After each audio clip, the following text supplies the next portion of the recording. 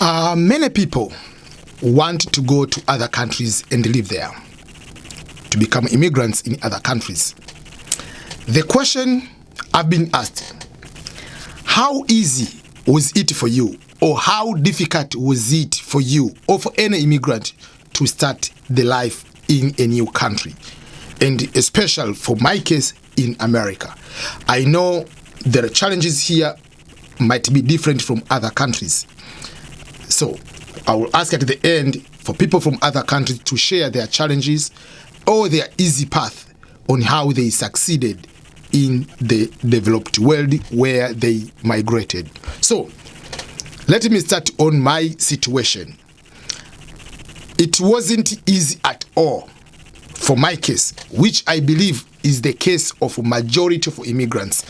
So if you want to go to live in Europe, if you want to go to live in Australia, New Zealand, in America, it's not easy, but it is worth it. No matter how hard it is, there is a light at the end of the tunnel. You see the possibility, you see all the ways of succeeding at the end if you keep yourself focused. So I will explain some of the challenges which immigrants face when they come to America, or immigrants face when they go to Canada, immigrants face when they go to Europe. So on my situation, on my case, I came to America almost at the age of 27. I was the age of 26. I came in August, and then by September I turned to be 27. So I can say I came at the age of 27. I came in America with already a bachelor degree.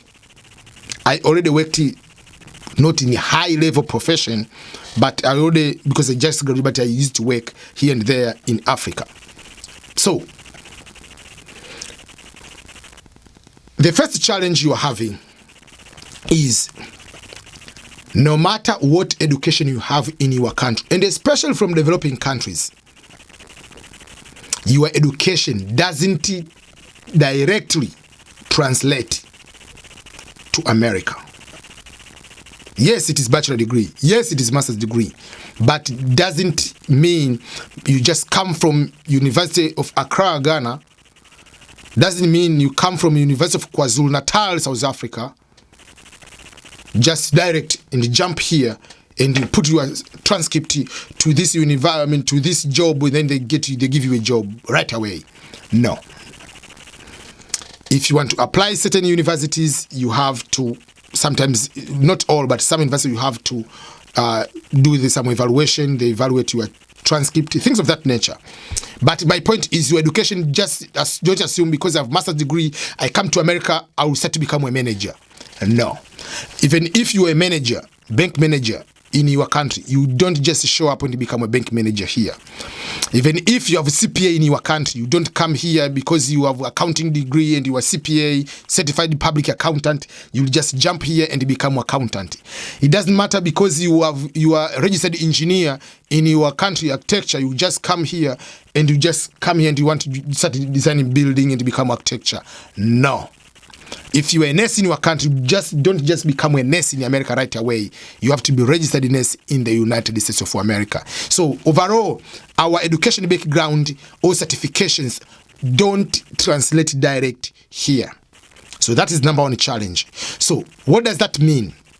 It means if you want to come to America, you have to lower down your ego.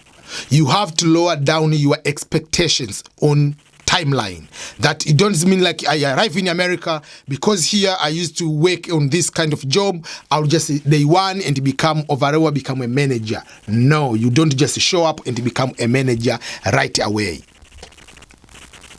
Your work experience in your country doesn't help you much. It can help, but doesn't help you much. Why? One, they might not trust it. Secondly, if they call you a commander, your supervisor lives in Africa. Your supervisor lives in Latin America. Your supervisor lives, especially like in Africa and Asia. How if they call, for instance, South Korea and the US, like 15 hours difference, or Australia, like you live far away. 10 hours difference. So when they call here, someone is calling at maybe at noon, calling the number you put it there, it is midnight in another country. Will the person pick up the call at midnight and start just directly answering? No. And most of the phone here are for calling within the US. They don't need to buy special call minutes to call international. Who are you until they do that for you, while there are other candidates who are already here in the US with experience here in the US? So you need to have recommenders, referees within the US. So you need to work within the US first, to have work experience here, so that if they call you a supervisor within the US, they can trust their fellow Americans, not to trust in someone in Dar es Salaam, in Tanzania. So that is the challenge you are facing. So for that case, you have to start with the normal jobs. So for my case, even if I had a master's degree, I did a bachelor degree, then I did a master's degree here, you have to start with the normal jobs. You have to do jobs like working in the warehouse, working in the restaurant, cleaning toilets, doing all other simple things. You have to do those things regardless of your level of education. But the good thing is, in America, it is easier. In what sense? Even it's normal for someone already doing bachelor, doing masters, a student doing PhD, working at the restaurant.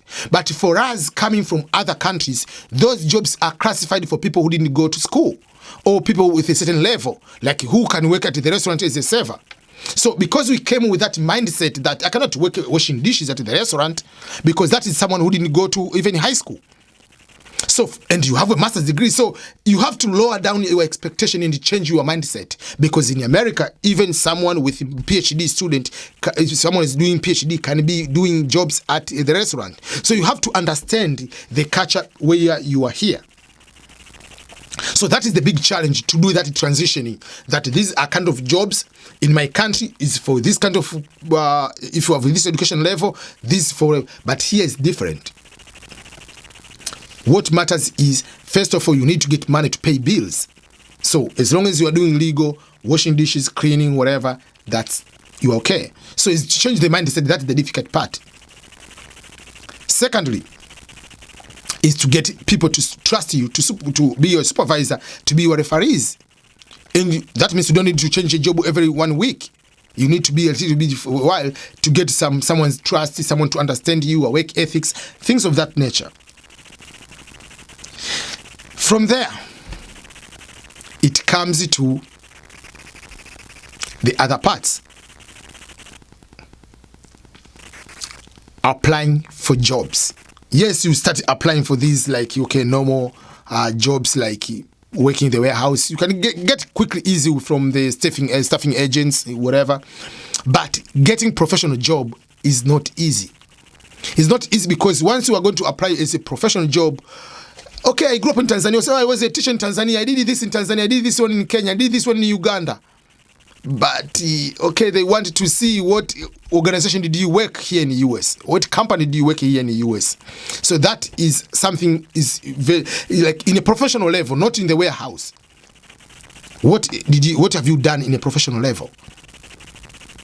That's why sometimes it's better when you are here, you also need to volunteer, to branch out from what you are doing just normal from the restaurant. Then you have degree. Yes, you have a degree. You have bachelor, you have master's degree from Kenyatta University, from whatever, Moi University. But the problem is, while you are applying for jobs, some people, they have never heard that university. Or some people, they don't trust it. Remember, we are human beings who is processing that one. I don't trust these foreign African universities. Which is, I mean, I understand you can say it's a discrimination, but that's the truth, that's the reality. Some people, they are used to see the University of Notre Dame, they want to see Harvard, they want to see Princeton, they want to see UCLA, they want to see Maryland, they want to hear the university, the city. Or some people, even if you go to the interview, they want to connect with you. What is the university? What college football did you play? Like, those are the things, like, when it comes to the interview, they matter. You might see this is not a big deal, but they matter a lot for someone to get a job, with someone to get opportunities. So it's not easy. And if you are single, it's much better than if you have a family, because the struggle is real if you have a family. You come with a family here, it's very, very tough again. You cannot, sometimes it's tough to live just on just minimum wage job. And you have so many aspirations. You need to have, do you have people to support you? Yes, this is American complicated capitalist life, but still there are so many people who can be able to help you. How open-minded, how open are you to accept certain kind of help? For instance, I come from a culture where a man will never live in the house of the parents of the woman. You cannot live in your in-laws. That is the culture how I grew up. And that's the man. But because of the life, I got married, have a child, and I didn't have a good job. Life was difficult. So I have to live with my in-laws. My in-laws gave me the opportunity to say, can you come and live here for free while you are looking for jobs? Because I lived in California. Just apartment is over 1,500, just one single bedroom. It was tough. So there are certain things you have to accept, the challenges, what you're going to accept. Now, I started going up, teaching universities, doing here and there. Now I'm director from organization. I do so many other things, but you have to start from somewhere. It's not easy, but in the end, there is a light at the end of the tunnel. As long as you keep consistent, applying jobs, having connections, do what you're supposed to do, it will take 1, 2, 3, 4 years, you'll go to succeed. That's what I can tell you. So if you want to come to America, go ahead. Don't get feared. Okay, but here I don't work. You'll be able to succeed as long as you don't do drugs, as long as you don't just beat women, you don't beat your kids, as long as you don't drive under influence of alcohol. You'll do fine. Keep yourself focused and keep the eyes on the prize. You'll be able to succeed, and I guarantee you, I'm not exception. There are so many immigrants that have so many great things here in America, or even in Europe. Because the life we grew up is a struggle. In Asia, Latin America, Africa, if we take our driving force, what motivates us in our developing countries, we come here, we do the same ethics and the same hard working, it's a piece of cake. The only thing here is just to trust the process, just to be patient. Don't find shortcuts because they will lead you into a big trouble. Don't escape paying tax. Don't do any crime. Just be straightforward with your life. I guarantee you, you'll be able to succeed. There are things you might not do, you don't know. For instance, like in Tanzania, I didn't want to join the military because I assumed back when I was growing up, military has different bad impression, like who are going to the military. Our time, okay, when you finish university, there are so many people now they have education, but majority of people didn't. But so for me, joining the military was like not priority. If I lived in Tanzania, I could never be in the military. But coming to America, the reality is if you join the military, there are so many benefits. I didn't care. I have to get these benefits. So I had to change my mindset, like what opportunities do you have? So if you come here, there are so many jobs, there are so many professions. You have to dig deep to see if they can help you to succeed in what you really want to succeed. If you don't do that, you end up living in America, but having the African mindset, African thinking that I will never change this one because this is how I grew up. This is what I believe in. You'll never join the military. You'll never wash dishes because I'm a man. Okay, good for you. You'll end up surviving. I don't know. Life will be difficult for you and you'll never succeed in America. So that is how you can be able to succeed. So if you want to come here, just have the positive mindset.